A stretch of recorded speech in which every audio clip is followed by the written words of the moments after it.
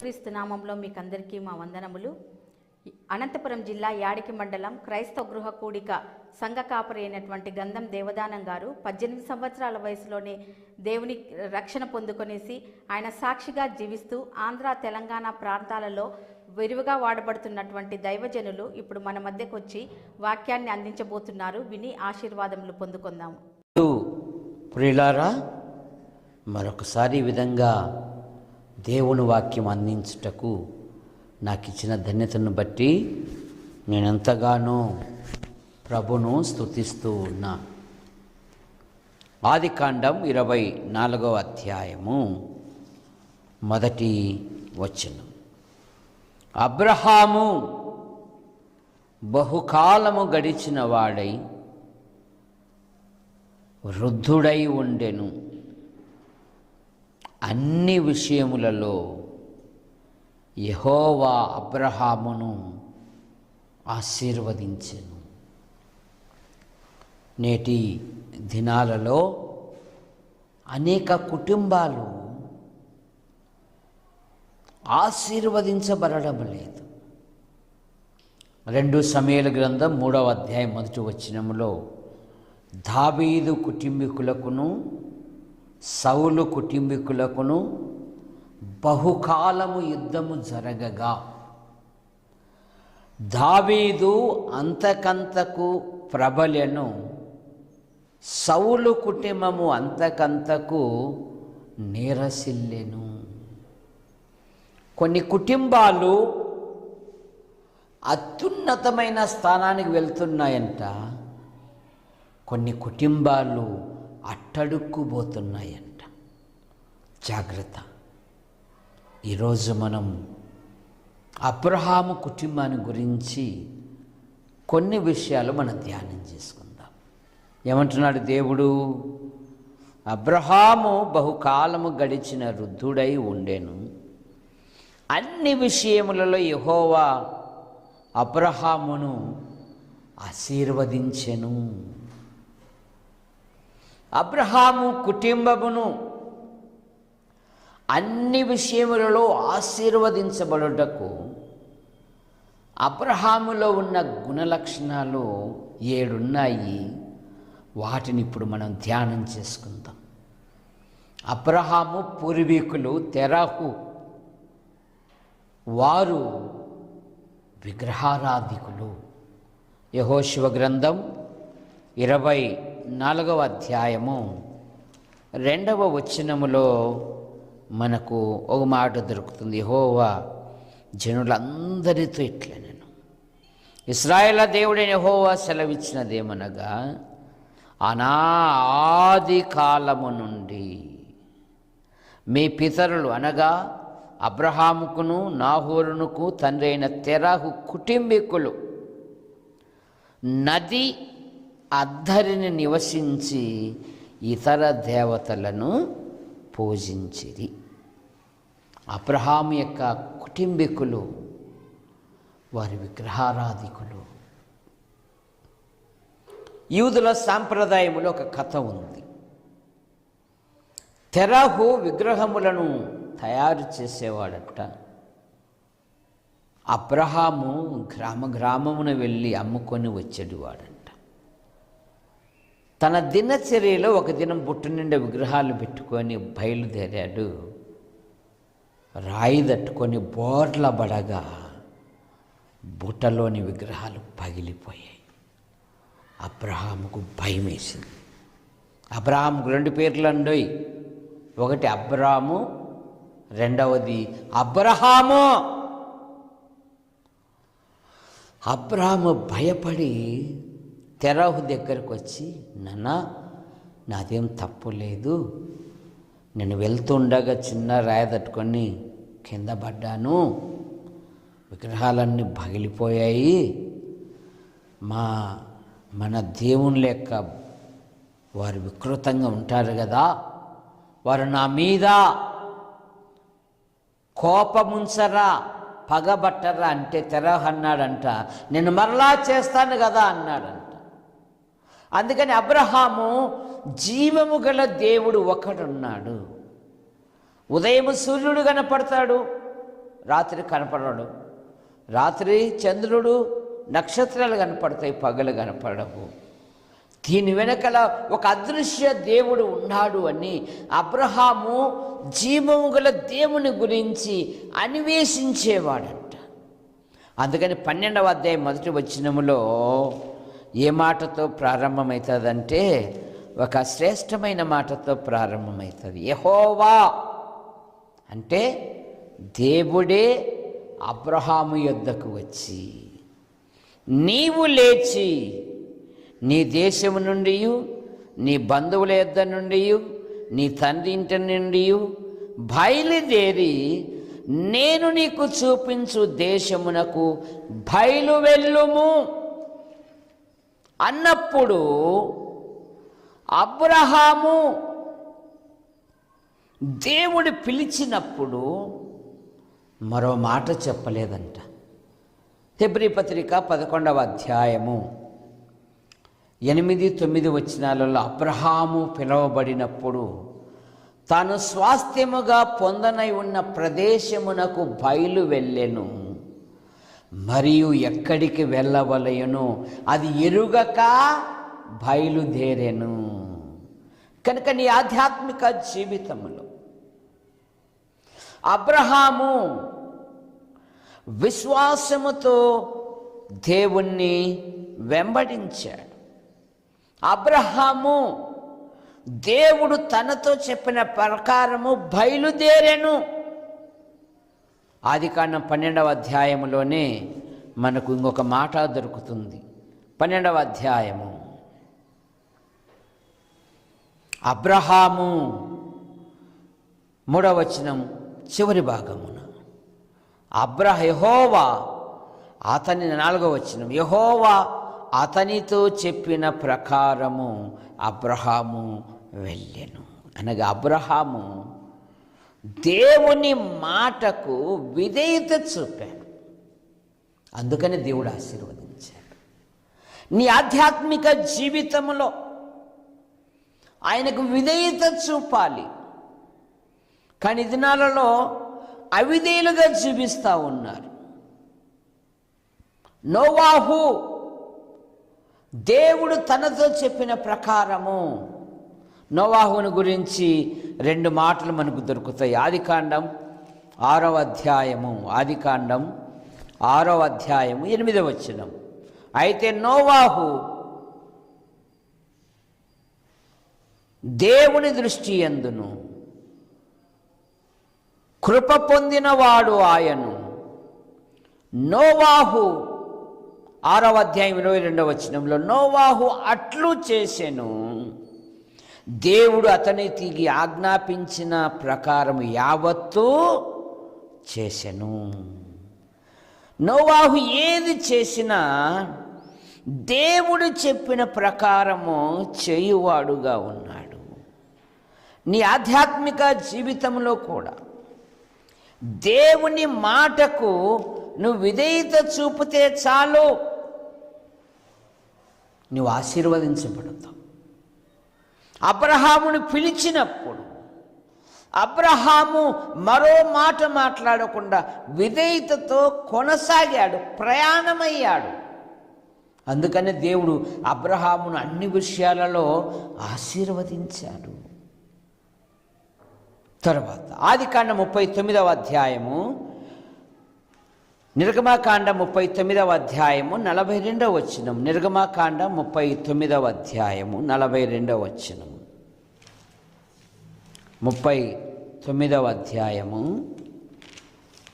42వ వచనం. యెహోవా మోషేకు ఆజ్ఞాపించినట్లు ఇశ్రాయేలీలు ఆ పని అంతయు చేసిరి. మోషే ఆ పని అంతయు చూసినప్పుడు యెహోవా ఆజ్ఞాపించినట్లు వారు దానిని చేసి ఉండిరి, అలాగుననే చేసి ఉండిరు గనక మోషే వారిని దీవించింది. అబ్రహామును దేవుడు అన్ని విషయములలో ఆశీర్వదించబడుటకు మొదట ఆయన మాటకు విధేయత చూపాడు. ఆయన మాటకు విధేయత చూపితే చాలు, నువ్వు దీవించబడతావు, నువ్వు ఆశీర్వదించబడతావు. లూకాసు వార్త 5వ అధ్యాయం 1-6 వచనాలలో వారు వృత్తికి చేపలు పట్టువారు, ఆయన శిష్యులు వారు వృత్తికి చేపలు పట్టువారు. ఏ సమయమున ఏ వాతావరణమున ఎప్పుడు చేపలు వస్తాయో ఆ జాలర్లకు తెలుసు. వారు రాత్రంతా ప్రయాసపడిరు కానీ చేప కాదు కదా, చేప పిల్లను కూడా పట్టలేదంట.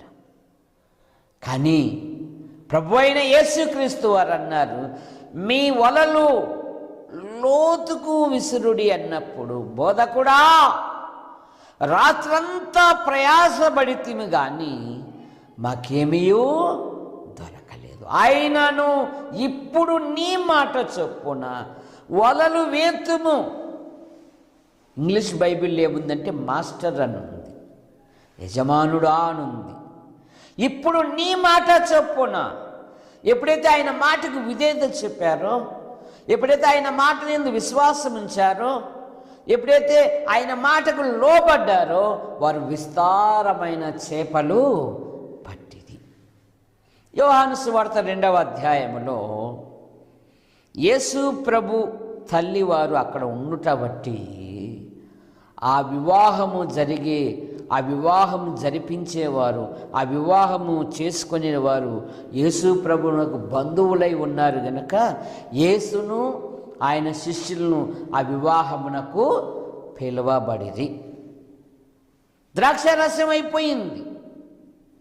ప్రభు అయిన యేసుక్రీస్తు వారు అన్నారు, ఆ రాతి బాణలకు అంచుల మట్టుకు నింపుడి.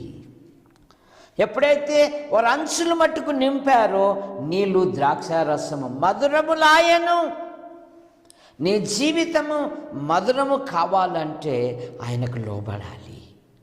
సామెతల గ్రంథం 3వ అధ్యాయం 5వ వచనములో, నేను జ్ఞానిని కదా అని అనుకొనవద్దు, యెహోవా యందు భయభక్తులు కలిగి చెడుతను విసర్జించము.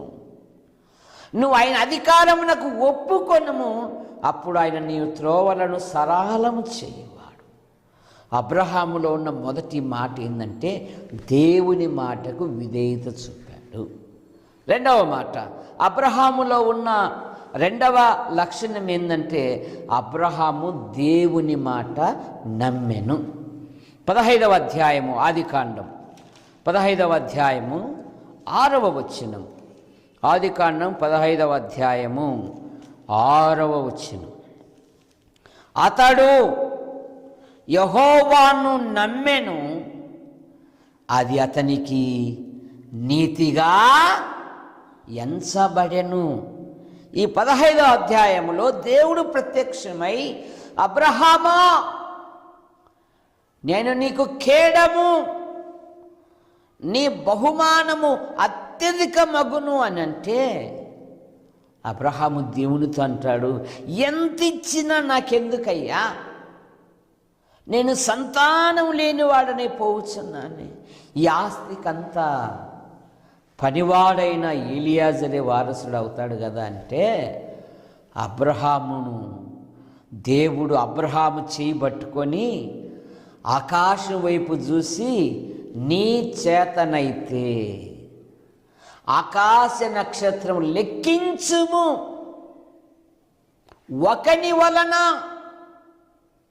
నీ సంతానాన్ని భూలోకములో ఆశీర్వదిస్తాను అన్నాడండి. అబ్రహాము యెహోవా మాట నమ్మెను. మనకొక అలవాటైపోయింది. సంతానము 18వ అధ్యాయములో ఆతిథ్యం ఇచ్చినప్పుడు, నేను మరలా మీ ఇంటికి వస్తాను అన్నప్పుడు శారక్క నవ్విందని మనకు ఒక అలవాటు అయిపోయింది. మొదట అబ్రహాము నవ్వాడు. 17వ అధ్యాయము 17వ వచనం. కనుక అబ్రహాము దేవుని మాటకు విధేయత చూపాడు. అబ్రహాము దేవుని మాట విన్నాడు. దేవుని మాట నమ్మెను. నమ్మితే నీకు పరలోకం, నమ్మితే నీకు నిత్య జీవం, నమ్మితే నువ్వు ఆశీర్వదించబడతావు.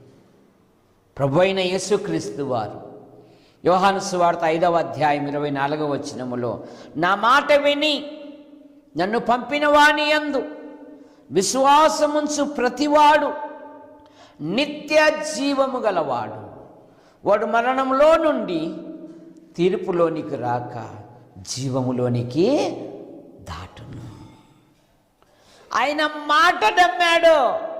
నువ్వు నమ్మావా యేసు ప్రభును? అమ్మావా? నమ్మితే దీవించబడతావు. అబ్రహాములో ఉన్న 3వ లక్షణము, ఎన్ని బలహీనతలున్నా అబ్రాము మరలా దేవుని యొద్దకు వచ్చాడంట. 13వ అధ్యాయం ఆదికాండం 13వ అధ్యాయము 4వ వచనం, తాను మొదట బలిపీఠము కట్టిన చోట చేరెను, అక్కడ అబ్రహాము యెహోవా నామమున ప్రార్థన చేసెను. ఏమంట? తాను మొదట కట్టిన బలిపీఠం. అబ్రహాము తన గుడారము కంటే ముందు బలిపీఠములు కట్టువాడు. ఇస్సాకు బావులను తవ్వువాడు. యాకోబు స్తంభములను నిలబెట్టువాడు.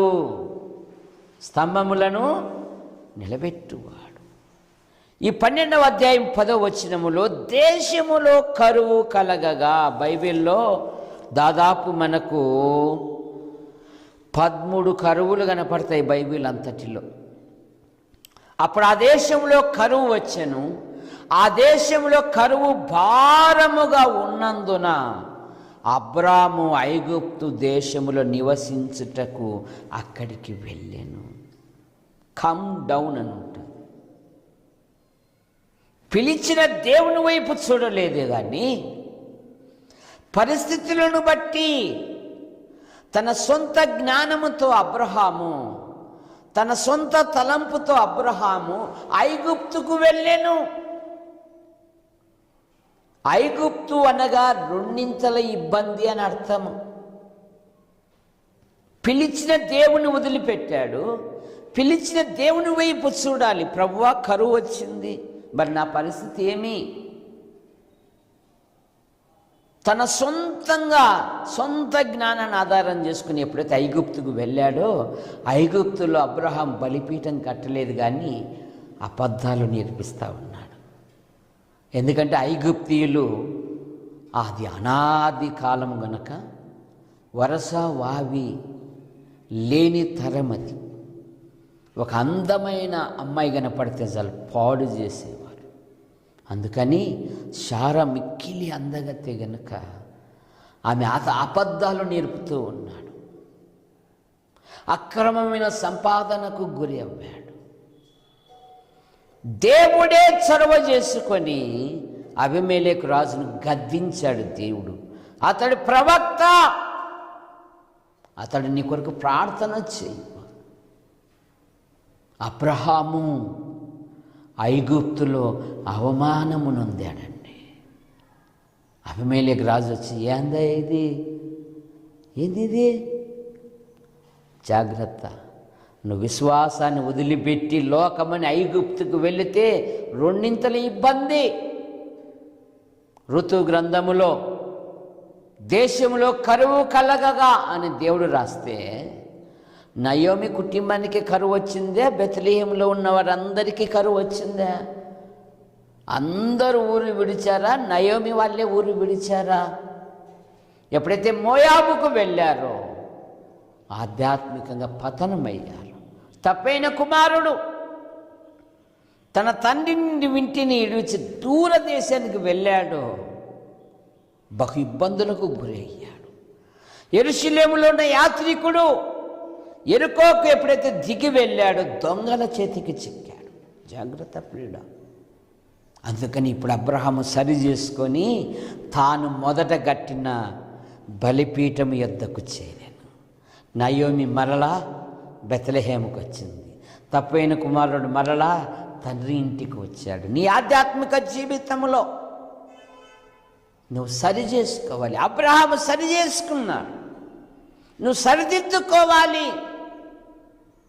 అబ్రహాములో ఉన్న 4వ మాట, అబ్రహాములో ఉన్న 4వ మాట, అతడు దశాంశము ఇచ్చెను.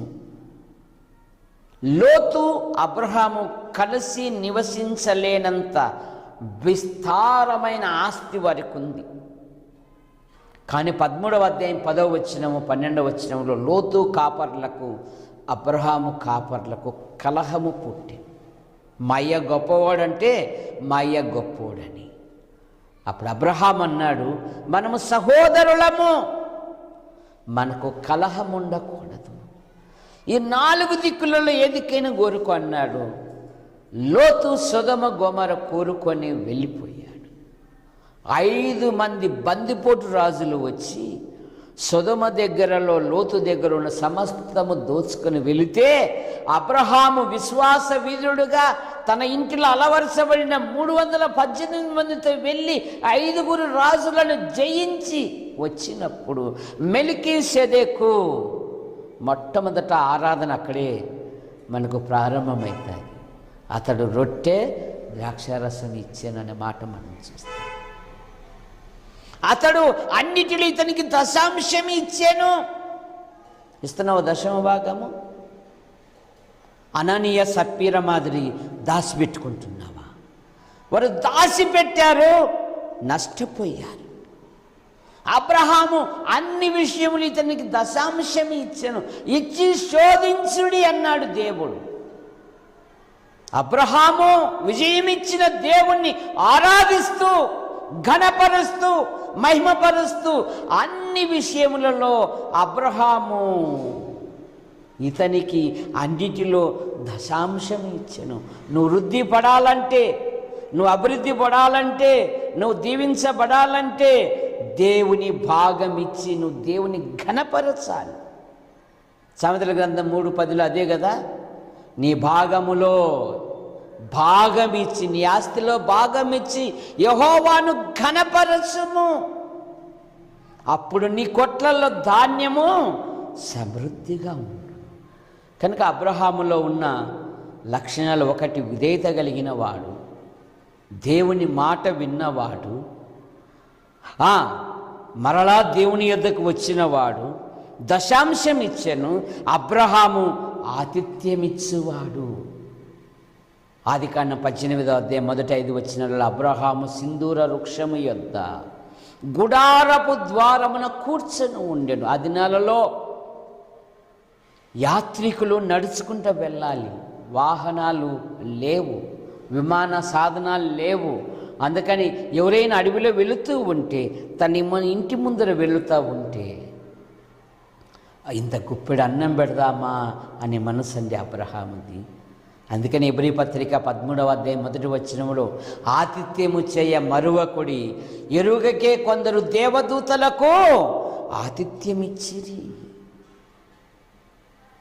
రోమాపత్రిక 12వ అధ్యాయము 10వ వచనములో, రోమాపత్రిక 12వ అధ్యాయము 10వ వచనములో మనకు ఒక శ్రేష్టమైన మాట దొరుకుతుంది. 12వ అధ్యాయము రోమాపత్రిక 12వ అధ్యాయము 10వ వచనము 12:10.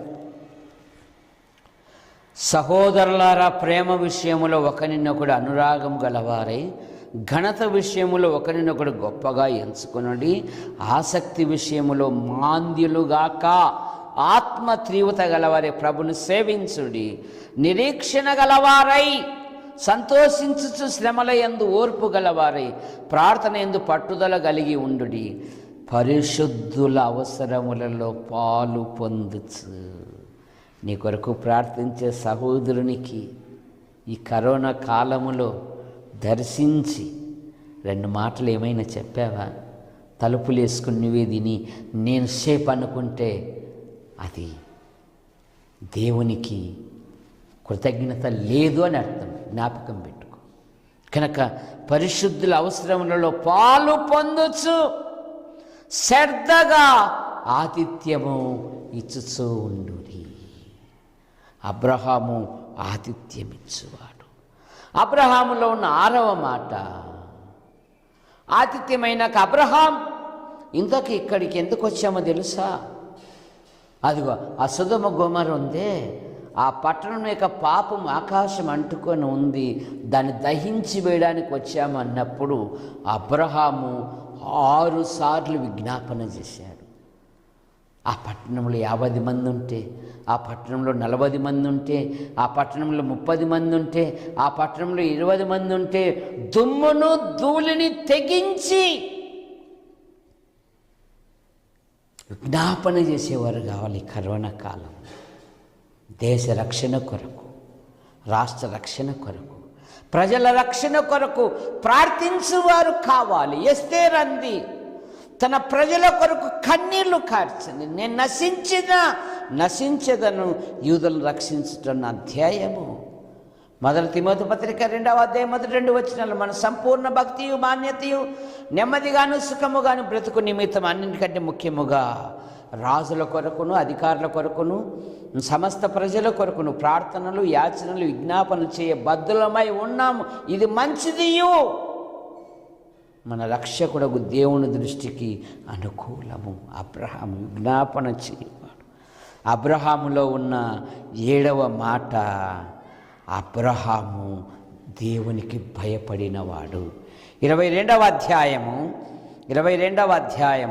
ఆదికాండములో 10వ వచనం, యెహోవా దూత పరలోకం నుండి అబ్రహామా అబ్రహామా అని పిలిచెను. అందుకు అతడు చిత్తం ప్రభువా అనెను. ఆయన ఆ చిన్నవాని మీద కత్తి వేయకుము, ఆ చిన్నవాడిని ఏమీ చేయకుము, నీకు ఒకడై ఉన్న నీ కుమారు నాకు వెనికియ తినగలేదు గనక నువ్వు దేవునికి భయపడువాడు. అబ్రహాము దేవునికి భయపడువాడు. దేవునికి భయపడువారని ఆశీర్వదిస్తాడంట. నిర్గమకాండం 20-21 వచనాలలో ఆ మంత్రసానులు దేవునికి భయపడినందున వారి వంశమును వృద్ధి చేసెను. కనుక అబ్రహాము అన్ని విషయములలో ఆశీర్వదించబడుట కారణం ఏమంటే అతడు దేవుని మాటకు విధేయత చూపాడు. మొదటి మాట, అతడు దేవుని మాట నమ్మాడు. 2వ మాట, అతడు దేవుని యొద్దకు వచ్చాడు. 3వ మాట, దశాంశం ఇచ్చాడు. 4వ మాట, ఆతిథ్యం ఇచ్చాడు. 5వ మాట, విజ్ఞాపనము చేశాడు. 6వ మాట, 7వ మాట, దేవునికి భయపడ్డాడు. ప్రార్థన చేసుకుందాం. ప్రేమించిన మా తండ్రి, ఈ టీవీ కార్యక్రమాలలో బట్టి మీకు స్తోత్రములు. ఎందరైతే వీక్షిస్తున్నారో దీవించండి, ఏ పరిస్థితులలో వింటున్నారో బలపరచండి. నమ్మని వారు నమ్మునట్లుగాను, నమ్మిన వారు ఆధ్యాత్మికంగా బలపడినట్లుగాను ఈ కార్యక్రమాల కొరకు ప్రార్థించువారు, సహకరించువారు, ప్రోత్సహించువారు కావాలను మీరే ప్రేరేపించండి, మీరే బలపరచమని యేసు ప్రభు నామములో ప్రార్థిస్తున్నాం తండ్రి, ఆమేన్. అందరికీ వందనాలు. ప్రభు చిత్తమైతే మరొకసారి కలిసి వరకు గంధం దేవదానం గారు అందించినటువంటి వాక్యాన్ని విని ఉంటున్నాము. మీ ప్రార్థన అవసరత కొరకు సంప్రదించవలసిన నంబర్లు కింద స్క్రోల్ అవుతున్నాయి. ఆ నంబర్లలో సంప్రదించవలసిందిగా కోరుతున్నాము. ఈ కార్యక్రమం ముందుకు కొనసాగటానికి ప్రేరేపణ కలిగిన వారు సహకరించవలసిందిగా ప్రార్థిస్తున్నాము. దేవుడు మిమ్మల్ని దీవించునుగాక. ఆమేన్.